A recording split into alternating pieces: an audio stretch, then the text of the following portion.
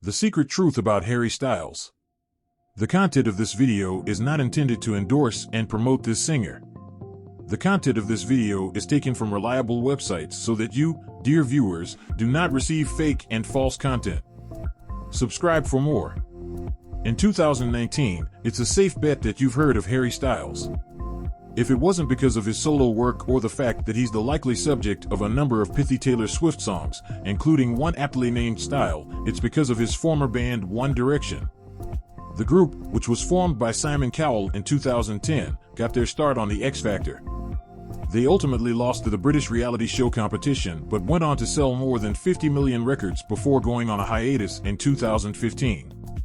Since his days in One Direction, Styles has launched a massive solo career. In November 2019, he announced his second full-length album Fine Line and landed a coveted Saturday Night Live hosting gig.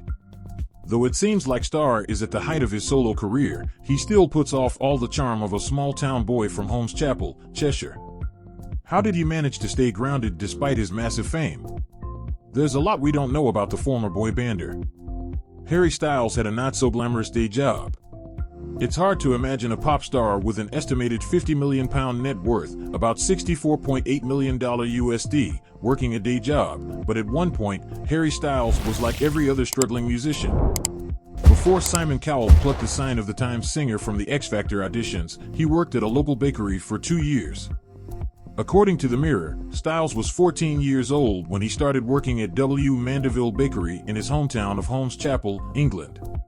The star made £6 an hour, roughly $7.80, serving customers, cleaning the back areas and counters, mopping the floors, and washing trays every Saturday, which was, presumably, his day off from school. Though Styles probably lives a very cushy life right now, he apparently never complained about the hard work and was a star among his fellow employees.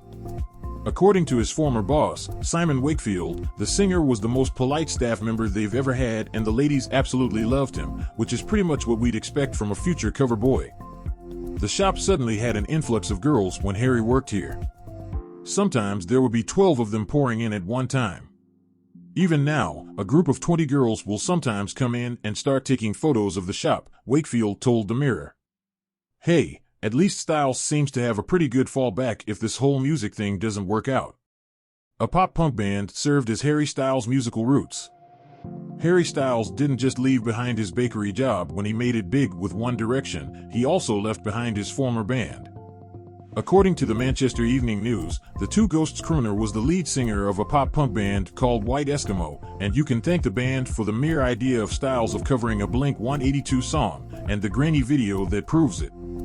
Styles only lasted 7 months with White Eskimo, but the boys trucked on without him. Though they haven't quite sold more than 50 million records like One Direction, at the time of this writing, it looks like they're still playing shows. They released a new music video in September 2019 and even landed a spot on BBC Music's Introducing program. For comparison, their former lead singer hosted and performed on Saturday Night Live in November 2019, but White Eskimo doesn't seem to be sweating it. Will Sweeney, who took over the role of lead singer after Styles' departure, told the Manchester Evening News that the band doesn't want to live in the former boy bander's perfectly dressed shadow. Trying to compare us to One Direction is like comparing us to Westlife or Metallica to Take That. We are completely different. We haven't been Simon Cowell, he said. Sassy. Harry Styles' attic bedroom makes no sense. Over the years, Harry Styles has made some pretty large real estate investments. In 2019, he sold his Hollywood Hills home at a nearly $1 million loss but managed to scoop up a North London property, his second in the area, for a whopping £8.8 million, roughly $11.4 million USD, according to the Evening Standard's Homes and Property. So, it's hard to imagine the star sleeping on a tiny mattress in a suburban attic, but that's exactly where Styles spent his early years as a genuine celeb. Speaking with Rolling Stone, Emmy-winning producer Ben Winston opened up about how forming a friendship with Styles during the beginning of One Direction led to a house guest that wouldn't leave.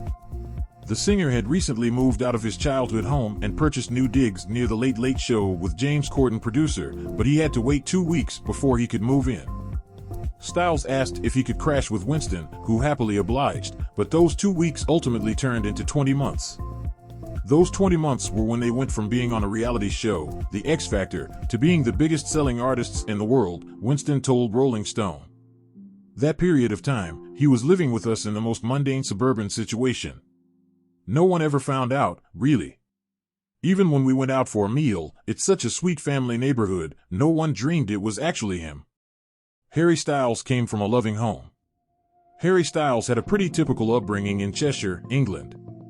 A Rolling Stone profile revealed that his father, Desmond, worked in finance, his older sister was really book smart, and he still does things like play his new album on cheap speakers in his mother's living room.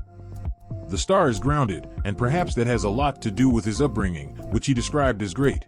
Regardless, there were some trying times. His parents split up when the singer was 7 years old, and Styles reportedly teared up while talking about it to Rolling Stone. He also admitted that he never realized he was missing a very specific painful memory until the magazine asked about it. "I don't remember," he told Rolling Stone. "Honestly, when you're that young, you can kind of block it out. I can't say that I remember the exact thing. I didn't realize that was the case until just now. Yeah, I was 7. It's one of those things. Feeling supported and loved by my parents never changed." To this day, Styles remains close to both of his parents. He even served as the best man when his mother remarried. One Direction can thank Harry Styles for its name. Harry Styles' mom may be the reason One Direction ever happened in the first place. In an interview with Rolling Stone, the singer admitted that he only ended up trying out for the X Factor because his mother suggested it after hearing him sing in the car. Of course, he took his mom's praise with a pinch of salt because mothers are sort of biased when it comes to their kids' talent, but Styles ultimately competed in the solo boy category where he sang a rendition of Stevie Wonder's "Isn't She Lovely" to Judge Lewis Walsh's dismay. Regardless, Simon Cowell saw something in the young singer and brought him back to be part of One Direction, but One Direction wouldn't exist as we know it if it wasn't for Styles' suggestion. In a CBS interview, via Clever News, Styles talked about the origins of One Direction's name. He and his fellow band members were tossing around different ideas, and he thought One Direction sounded good. The whole thing seems kind of random and doesn't hold any greater meaning.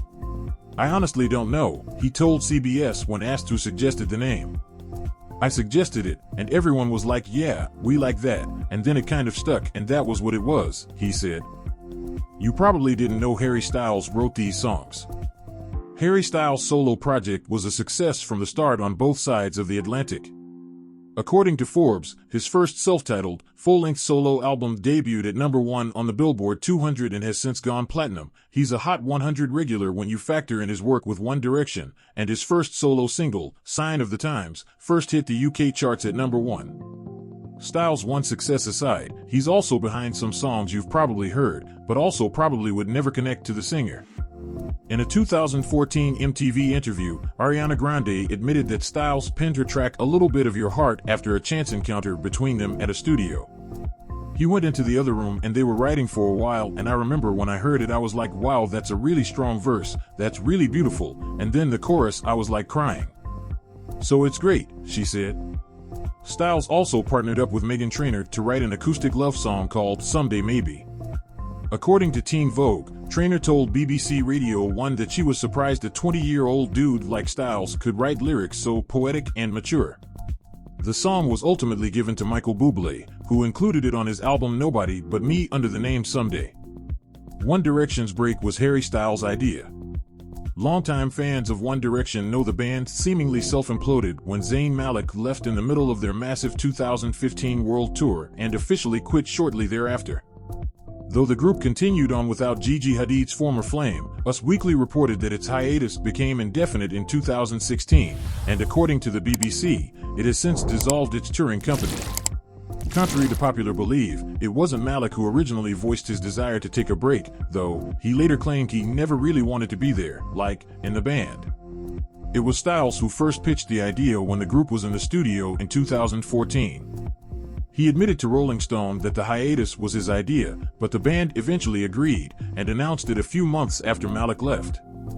I didn't want to exhaust our fan base, he told the outlet, adding, if you're short-sighted, you can think, let's just keep touring, but we all thought too much of the group then to let that happen. You realize you're exhausted and you don't want to drain people's belief in you. Teenage fangirls have their own fan, Harry Styles. Teenage fangirls catch a lot of heat, and it's almost certain that Tumblr fanfiction doesn't really help their case. Nonetheless, Harry Styles sees what the mainstream media doesn't. Teen girls, who made up a huge chunk of One Direction's fan base, are the future, and they're just as cool as some hipster who loves Arcade Fire. In fact, they're some of the most honest, genuine music fans out there. Who's to say that young girls who like pop music, short for popular, right, have worse musical taste than a 30-year-old hipster guy? That's not up to you to say, Styles told Rolling Stone. He continued, young girls like the Beatles. You gonna tell me they're not serious? How can you say young girls don't get it? They're our future. Our future doctors, lawyers, mothers, presidents, they kind of keep the world going. Teenage girl fans, they don't lie. If they like you, they're there. They don't act too cool. They like you, and they tell you. Which is sick. Harry Styles, 1. Sexism, 0. Harry Styles doesn't live the rock star lifestyle. Harry Styles certainly channels Mick Jagger with his sartorial choices. He even did a spot-on impression of the Rolling Stone star during a 2017 Saturday Night Live appearance, but the former One Direction member's life couldn't be any more different. He's not rolling fast like a Rolling Stone. Instead, he might actually be one of the most wholesome rock stars on the planet. In an interview with The Sun, Styles admitted that he never really drank or did drugs on tour, partly because he was hyper-focused on having a good performance. On the first couple of tours, it was so exciting as we'd have a drink and go to parties, he admitted. But for me, the albums got higher, so they become harder to sing, so I knew if I didn't come off stage and go to bed, I wouldn't be able to sing the next night. Also, it's just not for me. I'd rather wake up with a clear head. This seems like a stark contrast from some of his former bandmates. According to the Daily Mail, Zayn Malik and Louis Tomlinson were caught on video smoking what appeared to be a joint filled with cannabis. Malik even referenced using too much drugs and alcohol on his solo single Good Years. It's really no one's business who Harry Styles hooks up with. After Harry Styles performed the unreleased track Medicine live in May 2018, Billboard reported that fans labeled it a bisexual anthem. With lyrics like "the boys and the girls are here / I mess around with them / and I'm okay with it," it was easy to understand the reaction. As Billboard pointed out, however, it was hard to discern the exact lyrics because the audio was kind of warbled.